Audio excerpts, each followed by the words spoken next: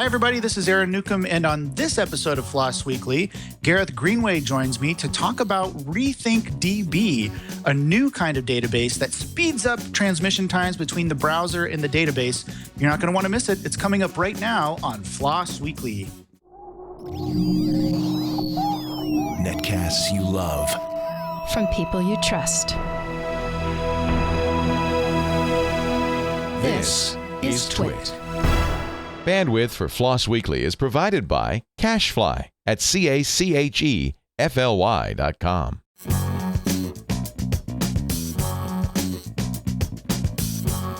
This is FLOSS Weekly with Aaron Newcomb and Gareth Greenway, episode 315, recorded on November 5th, 2014. RethinkDB. Welcome to FLOSS Weekly. That stands for feathers, lace, and a lot of sass. No, it doesn't. It stands for free, Libre, open source software. You know that already. This is FLOSS Weekly, where we talk about all sorts of open source projects. And today, of course, is no different. I'm Aaron Newcomb. Thanks for joining me today. Randall is traveling with a bad internet connection. And so I am going to be your host today. And as always, I have a lovely co-host. That would be Gareth Greenway. Gareth, how's it going? Thank you, Aaron. It's been a while since someone's described me as lovely in an interview, but thank you for that. Of course, I know you, Gareth, from your work with Scale, Southern California Linux Expo. You've been working on that for quite a while, and it's one of the best Linux conferences around. Are you guys working on getting that ready again for this year? Yeah, definitely. So we were spinning it up. We've been in the process for a few months now. We're definitely ramping it up. It should be an awesome show. It'll be February 2015. So our call for papers is still open. So it should be a good show. Awesome. I'll let you plug that again at the end of the show, but it is a really good conference. And I know that's how we met up originally. So, and I think actually I even met Randall for the first time, maybe down at Southern California Linux Expo. So there's a lot of tie-ins there between Linux conferences. But we're not here to talk about Linux conferences. We're here to talk about open source software projects. And we've got a good one today. This is RethinkDB, a new kind of database. And it looks pretty interesting. Gareth, have you had a chance to take a look at this one?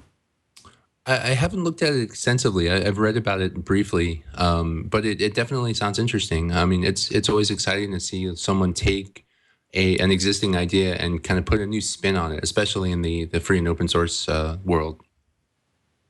Yeah, absolutely. So let's not wait any longer. Let's go ahead and cut right to our guest. Slava, how are you doing today? Hey, I'm doing great. Thanks for having me. Yeah, absolutely. It's good to have you. Now, you're going to have to help me with your last name here. Is it Akhmet?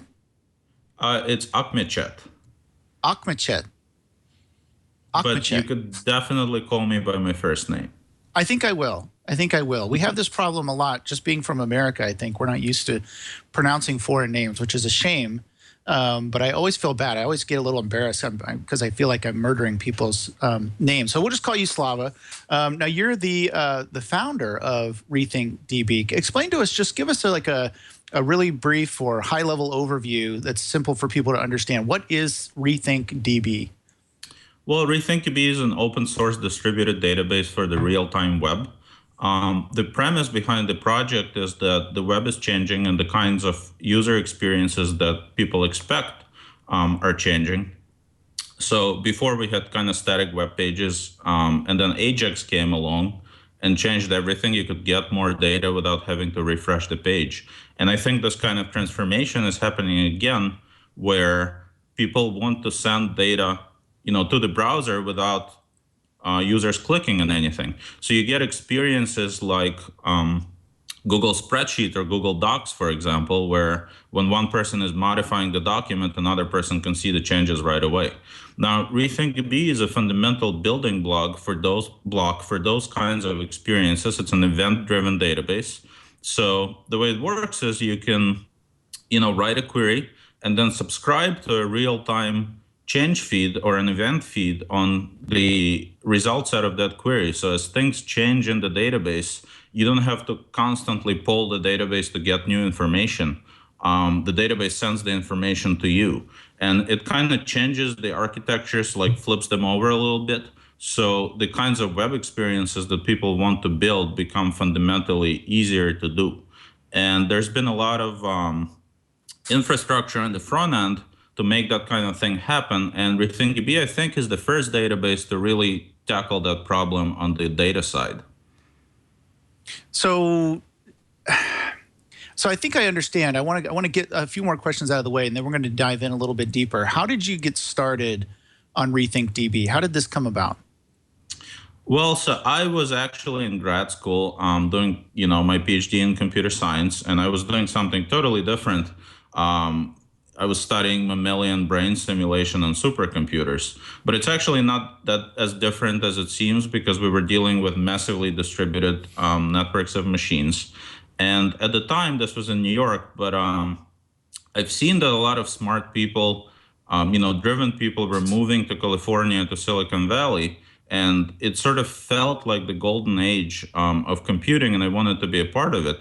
So we started a company and moved, with my co-founder, and we didn't really know what we wanted to build, but we knew we wanted a company where our skills work really well. And I was a systems person, and my co-founder Mike is a human-computer interaction person. So we kind of put our heads together and thought, hey, the way people are building applications is changing, and it's the most exciting opportunity that we saw. So we decided to build something around it. And then the database really came out of a lot of discussions with web developers, our own experiences, just understanding how people build apps. So we sort of fell into it. It wasn't planned from day one. In fact, we actually started building just a storage engine for solid state drives. And then as we shipped the first version and learned more about how people are building applications, the project kept evolving until it hit the point where it is now. That's great. What would you say sets this apart from other, solutions that are out there? I mean, why do we need another database? Why is this important? I mean, it seems like there's all kinds of other solutions. There's other NoSQL solutions. There's real-time databases out the wazoo these days. I mean, what is it that makes you think that this is really necessary in the day and age in which we live? Well, RethinkDB is really focused. It's designed for one thing, and it's designed to let people build these real-time or reactive applications in a much simpler way. So if that's the kind of experience that you want to deliver, to your users, if you want to build that kind of app, there's a lot of options on the front end. You could pick a lot of different frameworks to do this kind of thing, but it's still really, really hard.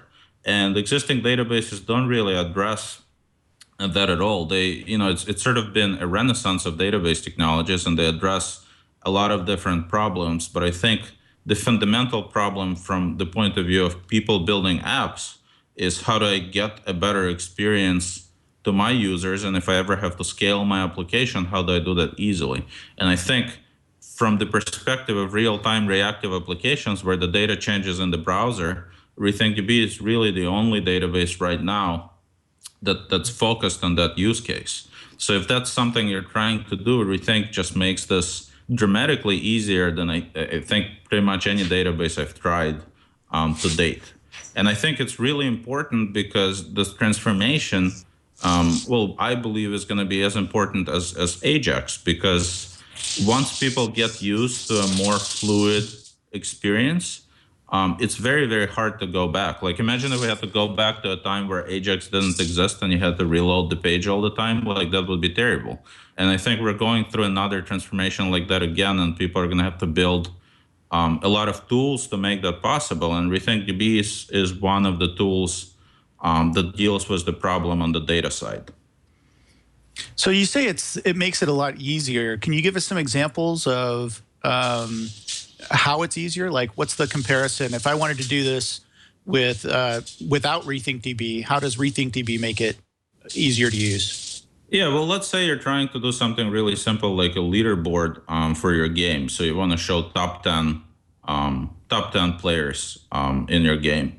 How would you do it? Well, you write a query that says, order by game score and get me top 10. And then in the web server, you'd run that query, get the information, and then show it on the web page. But then this information isn't static, it changes all the time. Like people play the game and the leaderboard changes. So what people traditionally do is they start polling the database. So let's say every 10 seconds or every minute, they're going to rerun this query, get new information. They're going to create a batch job of some kind and show the new information on the browser. Now, what RethinkDB does is you write that query and then you subscribe to the result set of that query. So anytime someone plays a game and you change and they change the database, this query gets updated automatically and pushes the update to the web server. And then the web server can push that to the browser via Socket.io or WebSockets or something like that. So instead of having this complicated infrastructure where you need a caching system, because you typically can't run a query like that all the time because it will just bog down the database. So you need something like memcached, and then you need to pull the database. And then if you're doing something more sophisticated where you have to scale out, you need something like a pub/sub mechanism, because you need to know which web servers the browsers are connected to. This infrastructure becomes quite complicated and it's really hard to do. But with Rethink, you just write the query and you say, get me a feed. And anytime something changes, the database deals with all of the scalability issues and all of the problems like that. So it's just a much more natural way to write code. It's actually staggering how much less code and less infrastructure you need to support those kinds of use cases. So switching gears a little bit, so RethinkDB, there's actually a corporate entity behind the software, correct? Yes, that's right. So how did you go about creating that company? What was the process like in creating the corporate entity that is RethinkDB? So it was actually quite simple for us. So me and my co-founder Michael applied to Y Combinator, which is an accelerator for startups. They give you a little bit of money to get started and a lot of advice. And they help out with just basic things like incorporation documents, teaching you how startups work and how businesses work, teaching you how to interact with investors, giving advice, giving access, to other smart people who can help out when things get rough or when, you don't know how to go about solving the problem. So that has been a tremendous help. So we got into Y Combinator, got a little bit of money, moved to California, and they just helped us get started. So I actually haven't done, very much work in terms of incorporating like the corporate entity and dealing with the paperwork and all that, because Y Combinator has just done it for us. And it's been tremendous because it just really lowers the bar for starting a company and gives you all the kind of know you need to make that happen. So that's how we got started.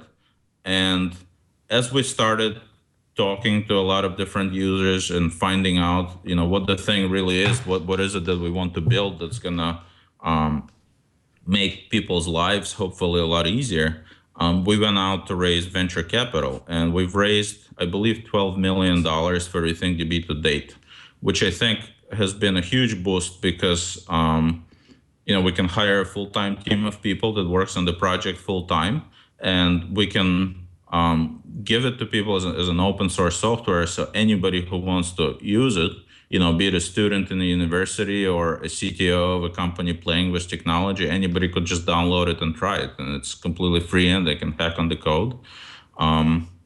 So that's sort of the gist of how we started the company. So which came first, the company itself or the software, the project? The company came first. We were playing with a lot of different software ideas and had a couple of prototypes. But really the company came first, and then we rewrote all the code after we incorporated. So, and RethinkDB is completely open source, correct? Yes, it's completely open source. It's AGPL. Anybody could download it. And actually we've been, generally everyone who works here is extremely excited about open source. So it's not just a matter of, putting the code on a server somewhere where people can download it. It's more about just an open development process. So everything happens on GitHub. All of the technical discussions happen on GitHub, so anybody, any user or anybody in the world can come in and comment on the technical issues, and people do. So we really think of our users as co-creators of the project, and we just happen to be paid to work on it, but we're just contributors just like anybody else. So did RethinkDB initially start when you first started? Was it an open source project, or did that come kind of at a later time? That came a little bit later. We sort of always intended to make it open source, but we wanted to launch something with actually what Y Combinator called like a quantum of utility. We wanted enough to be there that people find it useful. So we've been working on it for a couple of years, and everything has been closed. We haven't even launched, the project really, so you couldn't download it at all. And when we first announced it, it was open source, but it didn't start, like the first line of code, wasn't open source from day one. I think when we open sourced and actually announced the project, it was quite significant, maybe at about 100,000 lines of code. So when you mentioned that, like, you started off as a Y Combinator project, and then you got investors following that, what was the kind of general reaction by the investors, and I guess other people within the company when you made the decision to open source the software? It definitely wasn't that easy when we did it. So we open sourced the project, like the first beta I think came in 2011, and the world really has changed since then, because now I feel like in the business community, people understand open source much better. So if you started a company now and you said, we're going to open source this, we're going to build developer communities around it, and then we're going to charge people for support and services. Like if you did that today, that would be a perfectly, simple and easy to understand business plan. Everybody would get that, assuming what you're working on is worthwhile. But at the time when we were doing it, we had to convince people, like it wasn't as obvious because there weren't as many good examples of successful open source companies. And everyone kind of pointed to Red Hat, but people said, well, maybe Red Hat is an anomaly because it's the only example. Can you think of more examples? And it wasn't that easy at the time.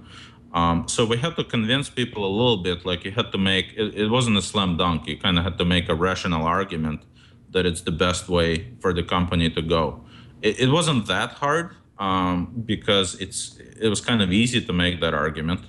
But we certainly had to do a little bit of work to make that happen externally, like with our investors. But internally, everyone in the company understood that really well, and everyone was on board with that on day one.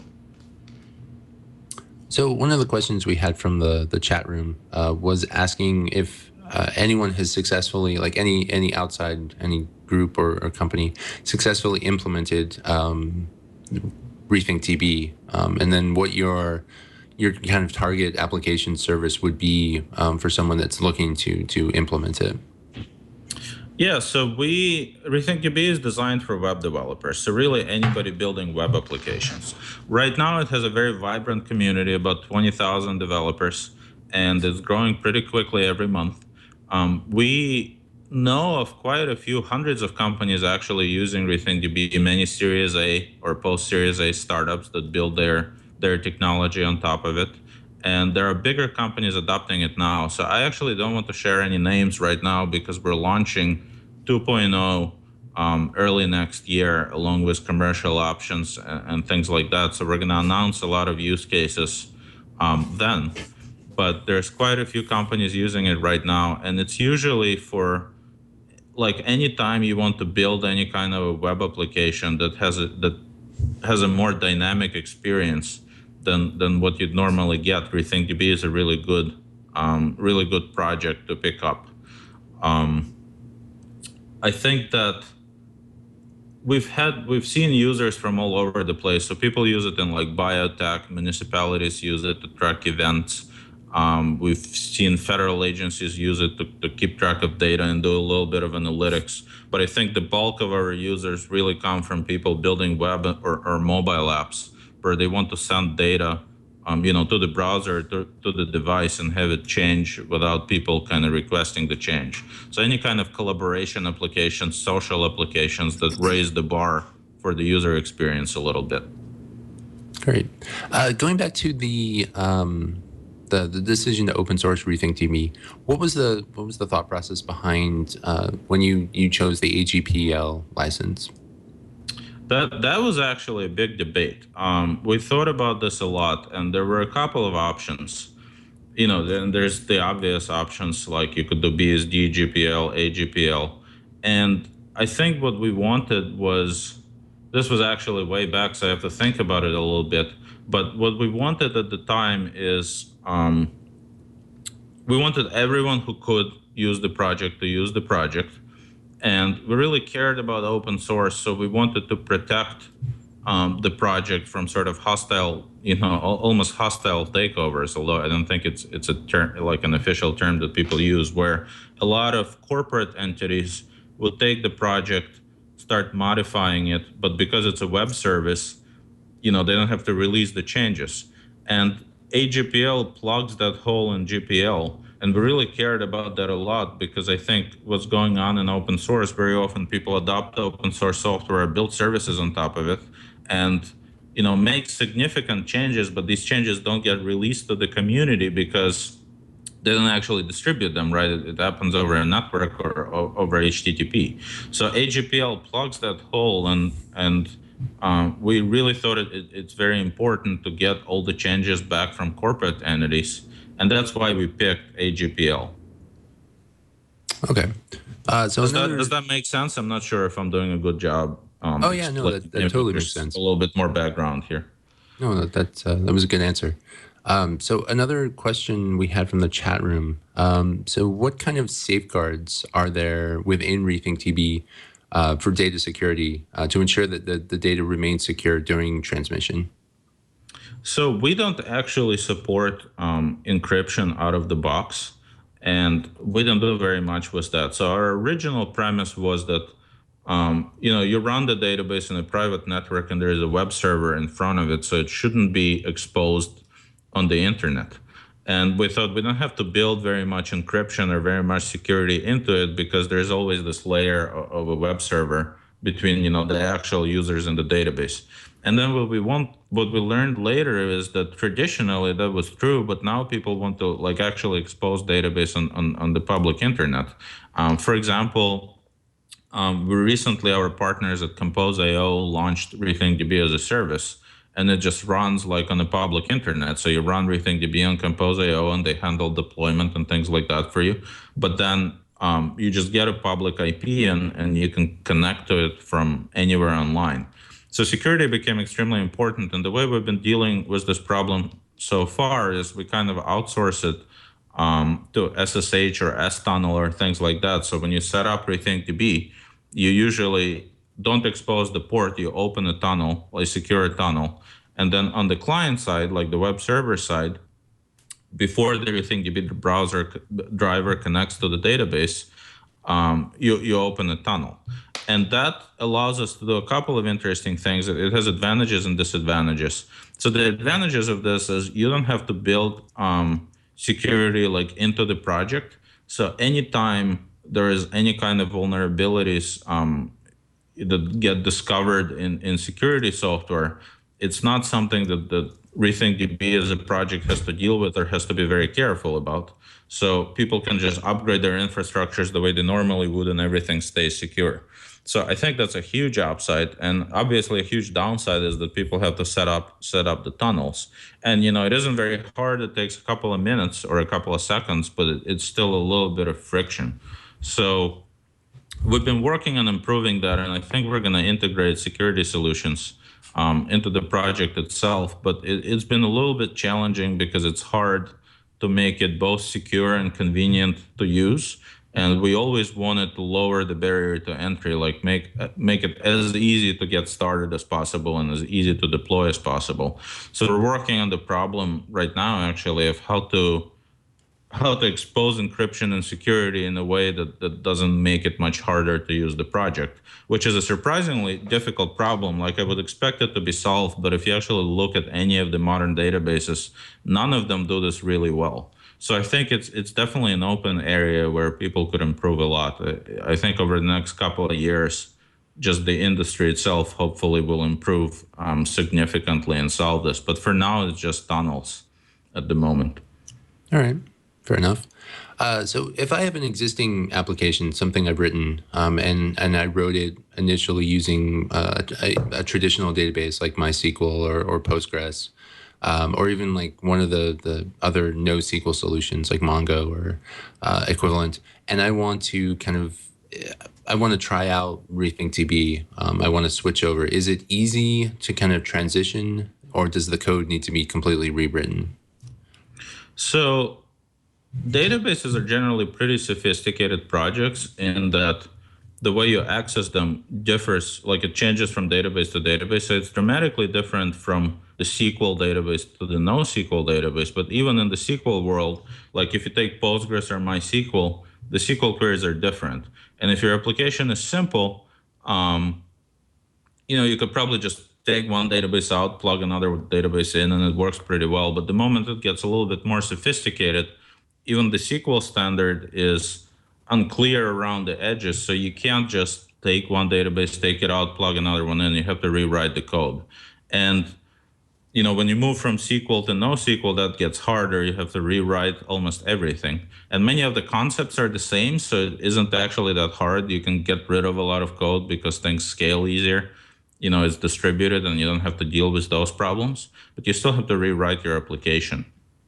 So from MongoDB to RethinkDB is easier because the query languages are similar. They're not exactly the same, and we actually changed the model of how people access the database because of the streaming infrastructure, like the event-driven infrastructure where you subscribe to events from the database. So a lot of people who want to use that functionality have to rewrite, they have to re-architect their software. And we found that that's generally pretty hard, and in practice, like empirically, people don't really do this. They typically pick RethinkDB for a new application because they've dealt with the problems, they know what the problems are like, they're building something new, they discover RethinkDB and they think, hey, this solves my problem, and they build their app on top of it. But I haven't seen very many people porting existing applications because it's generally hard and it requires quite a bit of effort. It's just difficult. So usually people just do something new. I don't think, in practice, I think in general, people don't switch between databases that easily. I guess I'm up. Sorry, I'm busy installing this right now, and I'm trying to go through the config file to change the IP address settings that it listens on. The installation was quite simple, I must say. You have packages for most of the major distributions out there. I had to change my sources file just a little bit because I'm running Trusty and not the latest. But if you're an Ubuntu guy, you should know how to do that if you've been doing this for a while. Maybe not for a beginner user, but certainly for a relatively experienced user, it should be very easy to get installed. Installed in about 2 seconds. And like I said, I'm just trying to change the binding of the IP addresses so that I can query my server from a different host, because right now it's just listening on localhost. But all that to say, the installation was very easy for people that are thinking about doing this. And you actually have some, what I really love, I was going through, I love that Gareth was talking for a while because it gave me a chance to play. I was going through the documentation, and what I love is that you have this 30-second guide. Like, here's how to get it, here's 30 seconds worth of your time to get it set up and get going. And then you have the 10-minute guide. Like, okay, now let's start throwing in some, JavaScript. Let's start using some JavaScript and do that. And then, of course, you have longer guides. The documentation is really pretty good. How did you get your documentation so good? I mean, this is usually a big challenge for open source projects. Now maybe because you're a corporation, I mean, maybe you've got a little extra funds to hire someone to go do this. I don't know, but it's really well documented. Can you talk a little bit about that? Because I know that's a challenge for a lot of open source projects. Yeah. So first of all, thank you for the compliment. That actually means a lot to me, and it makes me personally very proud, and would probably make the team proud, because a lot of people at RethinkDB really care about the user experience. And I don't mean just a pretty UI or, simple commands or something like that. It goes really deeply from, like, what happens when people first go to rethinkdb.com, what do they see?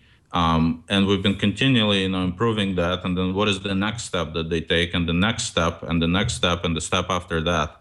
So a lot of, like, the development process kind of has that baked in, and we worry about that all the time.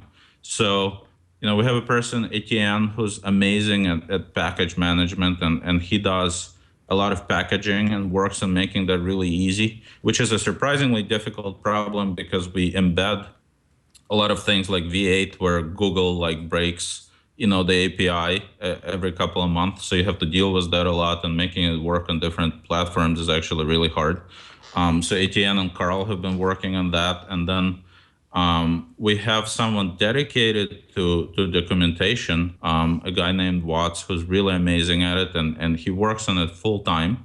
So anytime we do anything at all, like we add a command to RethinkDB, there is a process to get it documented and get the documentation to go through code review. And multiple people look at it and make sure they understand, what's written and how to use it. So he does a lot of that work, and he collaborates very closely with developers who help him make the docs exhaustive, and then he makes them understandable.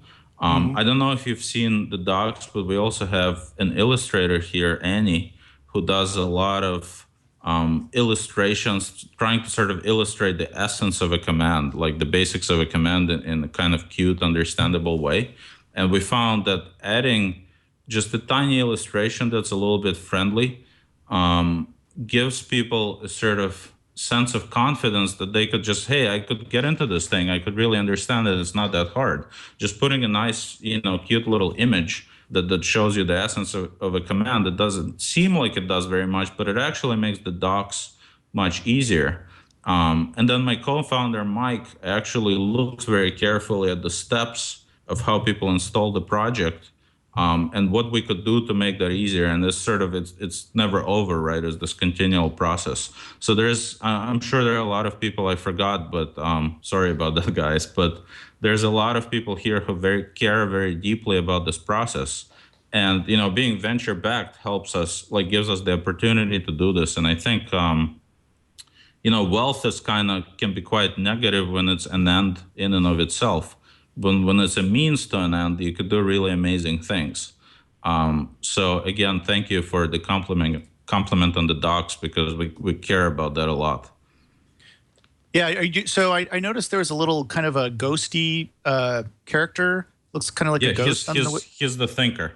The thinker. Oh, that's maybe what it is. Nice.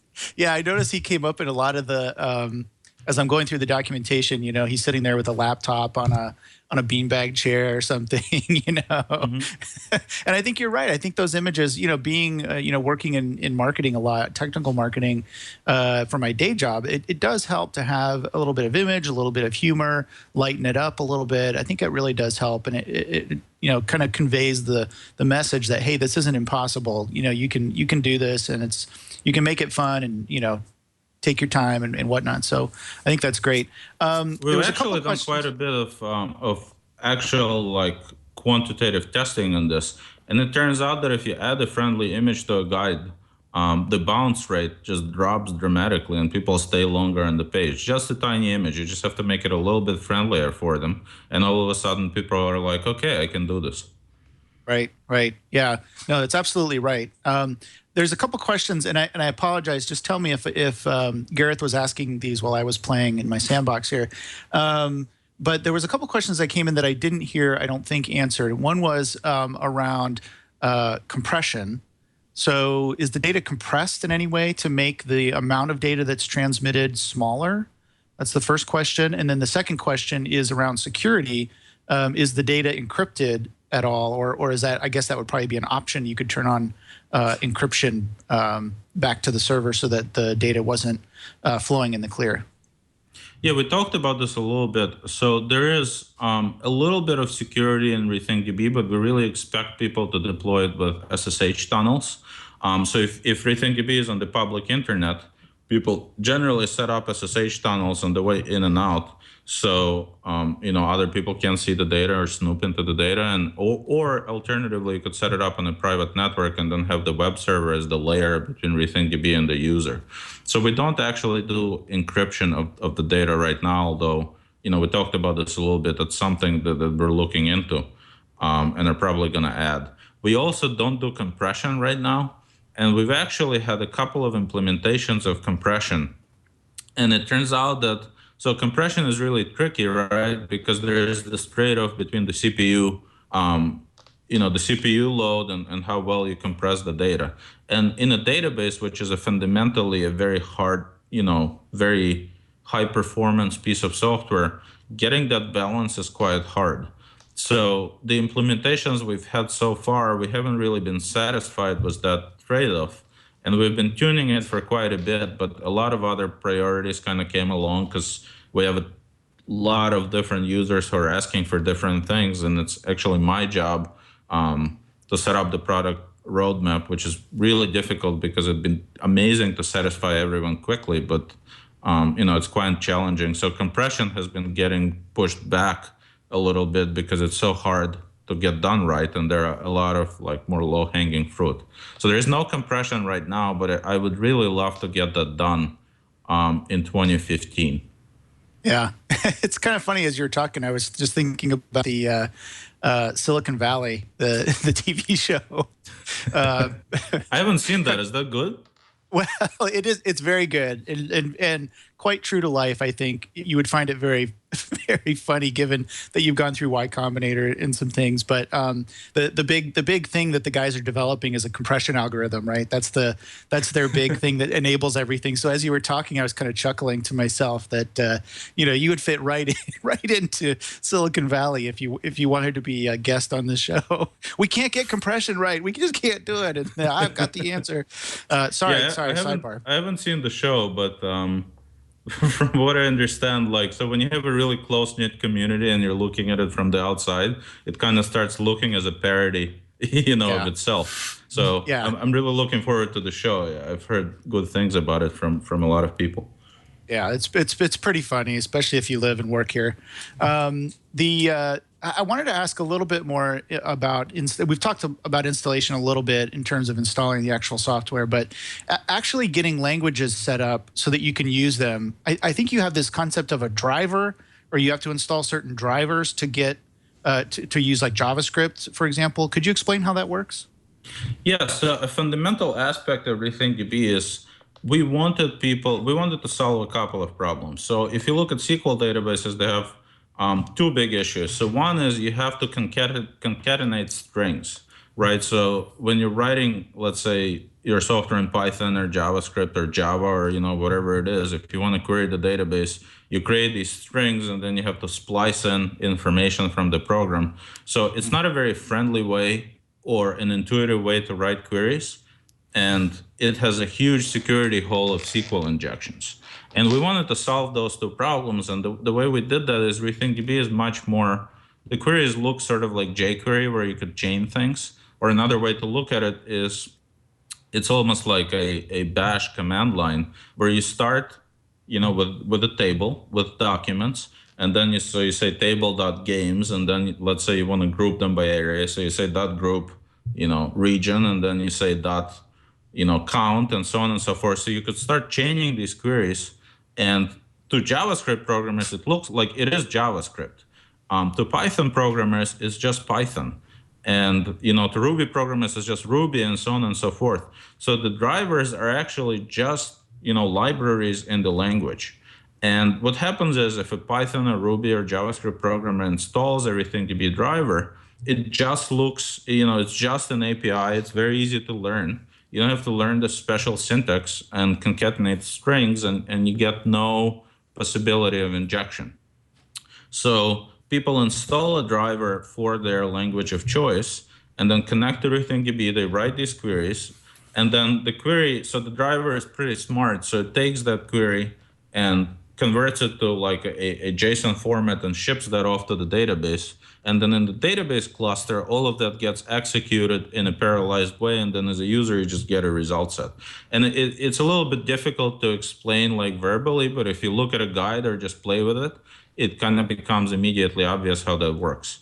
And that has resulted in a really wonderful, I think, user experience where writing queries is just much more natural that way. You don't have to look very much up. You just start chaining, and anything you want to express is relatively easy to express. You don't get injection attacks. But What's hard about that is, from our point of view, we have to write these sophisticated drivers for different languages.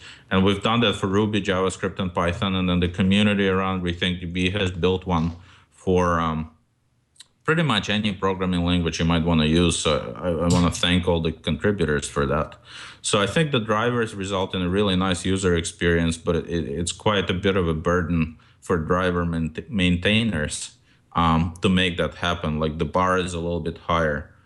You can't just get started with a random language if there is no driver for it. And that's been a challenge early on, but now I think there are drivers for pretty much anything. Yeah, I know that Randall is listening, and he's in the chat. So I do have to ask, is there a driver for Perl? I actually don't know, believe it or not, because I've never used Perl. I think that's just somehow a language I missed. But I'm going to look that up right now. I think there is, but I'll tell you in a second. Randall's telling me there's something in GitHub possibly where someone has. So okay, I'm looking at it right now. There is a Perl driver, but it's a community-supported driver. It's not a RethinkDB like official driver. Right, right. But it supports quite a recent version, and the last commit I just saw that 4 hours ago. So it's an active driver. That's great. That's great. So let's talk a little bit about scaling. How does this thing scale? Can you add, is this a single server type of instance, or can I cluster this, have multiple nodes? Do I need a head node to manage traffic? I mean, talk about how big this thing can scale. So you start out with one server, and it's very simple to set up, as you pointed out, because we cared about that a lot. And then as your application scales, you can just add servers. RethinkDB is completely distributed. And there's a little video actually on rethinkdb.com as to how that works. So you literally, you spin up a process, you say join one of the existing servers in the cluster, and then you could shard and replicate tables literally in a click of a button or via a script. And RethinkDB just does that for you. So it's a very simple, very fluid experience. And in 95% of the use cases, people just want the thing to scale, and they don't necessarily want to know, how it does it. So for people who want to do that, it's literally like you say, I want, 3 replicas in my cluster, hit submit, and you'll get 3 replicas. But we've actually found that more sophisticated users want more complete control and monitoring of the cluster. So they want to know exactly where the data is. They want control of where the system puts the data. Like, they want to be able to pin specific pieces of data to specific machines. They want complete visibility into the cluster, complete visibility into like the replication jobs that are happening. And there's a lot of that in the project right now, but we're actually working on exposing all of that through REQUAL queries. And that's going to be shipping in the next release, 1.16, hopefully around Thanksgiving, although these things are hard to predict. And I think it's going to be a tremendous experience. I'm really excited about it because like everything we've learned from our power users over the past year is going into this release. And, it's been a lot of work, but I think it's a very elegant system, and hopefully people are going to love it. I think I would, if I had to administer this full time.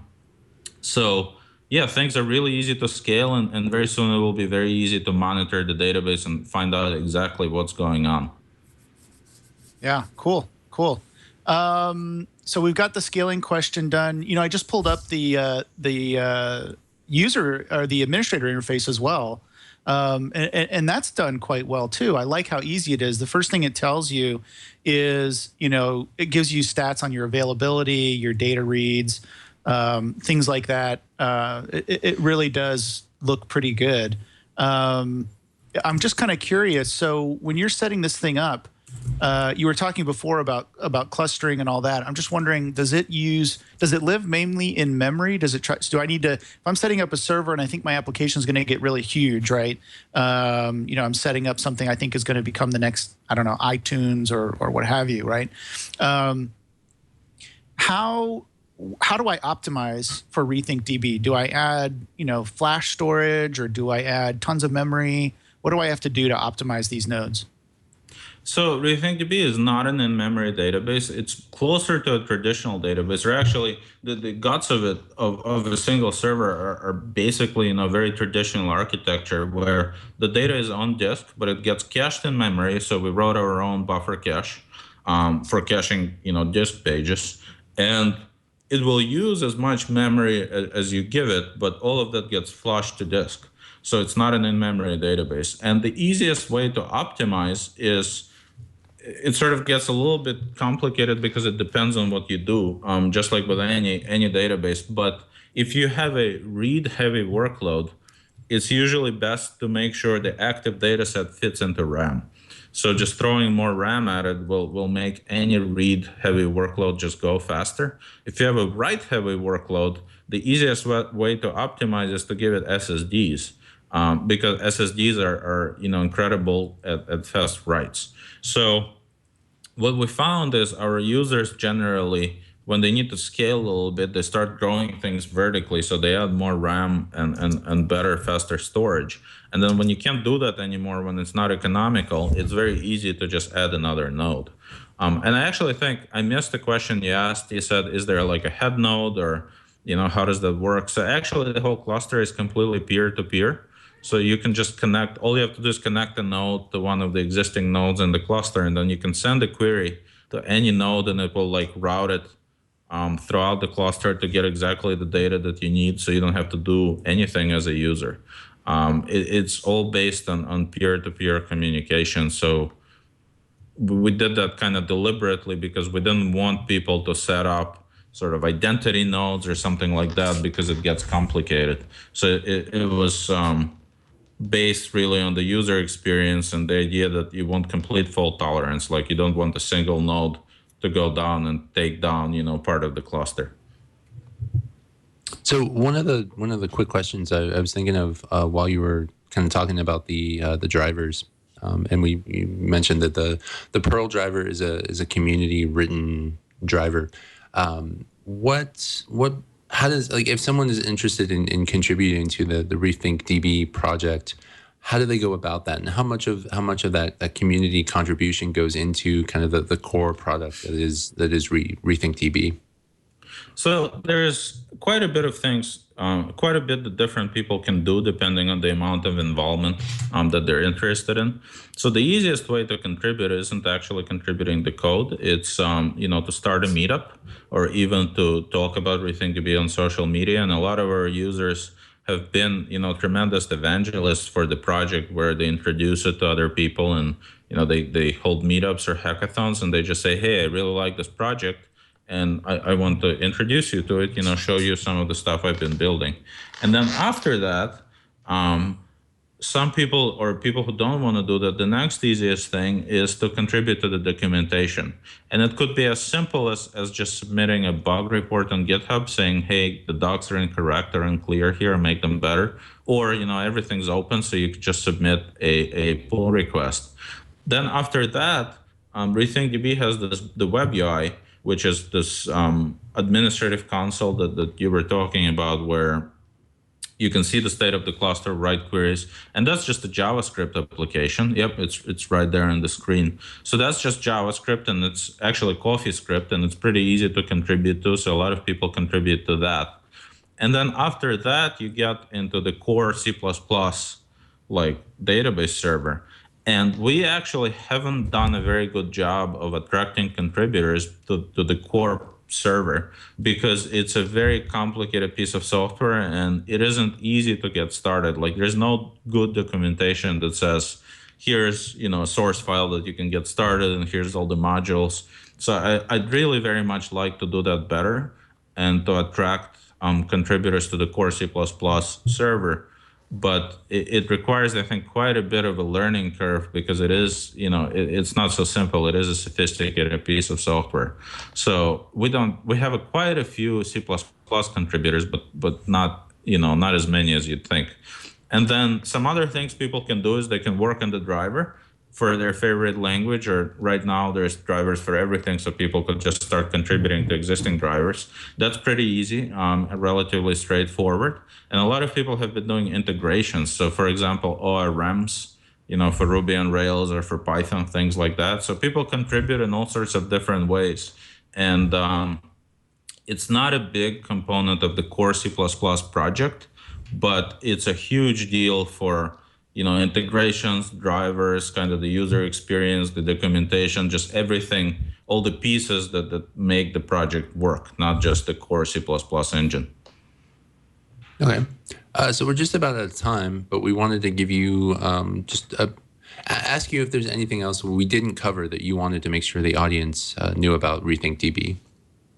No, I think we've pretty much covered everything. I wanted to reiterate that the project is really simple to use and get started with. So, I'd encourage everyone to download it and check it out. And what we really appreciate is any kind of feedback on any issues that you run into. We pay a lot of attention to that and to the user experience. So anybody who tries the project, if you notice anything that you don't like or have any bit of feedback, please send it to us. It helps improve the product, tremendously. And it's kind of gotten us to where we are now, where the quality of the user experience and performance and so on is as high as it is. But I think it's not, it's not something that you just finish. It's it never ends. It's always ongoing. So anybody who plays with the project, I hope you enjoy it, and please send us feedback. Great. So unfortunately, we are out of time. I think we could go on for a while. I'm just having fun playing with this as you guys are talking. So, that's what I came for today, not to do an interview, just to play with this. No, it's really fun. Playing with software is always fun. It is. It really, if you like to tinker with things, I mean, I know this happens all the time. Back when Leo used to do this, he used to get in trouble for, installing operating systems and things while the show was going on, and Randall does the same thing in the background, I know. So we have a history of that here on Floss Weekly, but unfortunately we are out of time. So I did want to ask you a couple of questions that we always ask at the end, and if we don't do this, we get in big trouble. Heavy fines are levied by Randall if we don't ask these two questions. So let's go to the first one, which is in no particular order. What is your favorite text editor? Emacs. Oh, darn it. I didn't even have to think about that. It's from my cold dead hands, people can. Well, Randall likes Emacs, so we'll let him smile virtually for us on that one. I'm a VI guy myself, so I can't hoop and holler for that one. But how about your favorite scripting language? Python. Python. Okay, great. So we do have something in common. I do most of my Python editing in a GUI editor these days, but occasionally I'll drop to the command line and use VI or Nano. But I think the Zen of Python is the most brilliant thing I've ever read in programming languages. It's amazing. Anybody who hasn't seen it, I'd encourage you to check it out. Yeah, good things going on in Python these days for sure. So great. Well, thank you so much for being here. It's been great to talk to you, and so much information. I know we could go on and on, but just thanks for being here. We really appreciate it. Thank you guys for having me. It's a fun interview, and it's awesome, to share some of this with people. Thank you for inviting me over. You bet. So that was Slava from the RethinkDB project. Sounds like a really interesting project for anyone doing any sort of web development or web application building. Gareth, what are your takeaways from the interview? I thought it was a really exciting project. I'm actually anxious to play with it, just to see what it does, just to kind of kick the proverbial tires, as it were, just to play around and experiment with it, because it looks like it can do some really interesting things. Yeah, absolutely, especially for speeding up, the interaction between the database and the front end. I mean, it seems like that's their primary goal, and it seems like they've done a really good job at that so far. So, and it does seem to be differentiated. I was a little bit hesitant at first when we were talking about bringing RethinkDB on. I thought, how different could it be, or why would we even need another database? Come on, this has been done before. But it sounds like they're thinking about doing things in a much different way. And and really speeding up that connection between the database and the web browser or the client end is super important these days, especially as everything else is getting faster. I mean, think about when you pick up your phone or you go online. I mean, you don't want any delay. I mean, we used to say, what was it, the 7-second rule or 10-second rule? Like if a page doesn't load in 10 seconds, people look away, right? I think that time is getting shorter and shorter. And if an application doesn't come up on your phone or your tablet, almost immediately we think, oh, this is junk, I'm not going to run it, right? So, I think this is a really important project, a really fun project too. Speaking about projects, probably ought to give a shout out for some important upcoming interviews that are happening here on Floss Weekly. One of them, which we've been trying to get on the schedule for a while, it looks like they're finally going to land next week, is Docker. I know that this is really getting hyped right now. It seems like I've even got people internally to my company asking me, when are you going to talk to the Docker folks? Looks like that's going to be coming up next week, as I said. That would be, if you're not listening to this live, it would be November 12th. The Docker will be on the air. So that's a container manager. After that, on November 19th, we have CC Mixter, which is kind of like I believe it's like an online music application. You can do mashups of open source music or not Creative Commons music, for example, mix things together. I know I've used CC Mixter in the past. I've gone to the website and tried to download some license-free stuff to use on some of my projects. So I'll be really excited to listen to that episode, as well as Pentaho. Now, Pentaho is a business, they call it a data integration and business analytics. So business analytics is probably the best thing. Business intelligence tool. It's an open source project. I think they use the freemium model. I did some work with them in a past when I was at Sun. So again, excited to talk about that. Maybe I'll see if I can get back on the show for that one. That's November 26th. I don't know about that. That's the day before my birthday. We'll see. And then we've got Mod Page Speed, which helps make the web faster. I don't know how that happens, but Mod Page Speed. Look that up on Google. And then Open SMTPD. That's interesting. OpenBSD's contribution to the SMPD space. So that'll be good. It'll be good to have some BSD representation on the show as well, because we don't often get that. A lot of times we talk about Linux, we talk about projects that are cross-platform, but we don't talk about BSD that much. And let me tell you, BSD is pretty good, folks. You ought to give it a try, especially if you're a technical user. Okay, so let me hand it back over to Gareth. And Gareth, what would you like to plug today before we wrap up? It's going to be shocking, but I'm going to plug Scale. So yeah, Scale is the Southern California Linux Expo. It's an annual event that happens in Los Angeles, California, in February. This year, or actually next year, 2015, will be February 19th through the 22nd, taking place again at the Hilton LAX. So this year, or actually next year, Scale 13X will be a slightly different than previous years. We're actually going to be a 4-day show. So we'll be a Thursday, Friday, Saturday, Sunday event. So the first time we've ever done that. So we'll have content on Thursday, Friday, Saturday, and Sunday.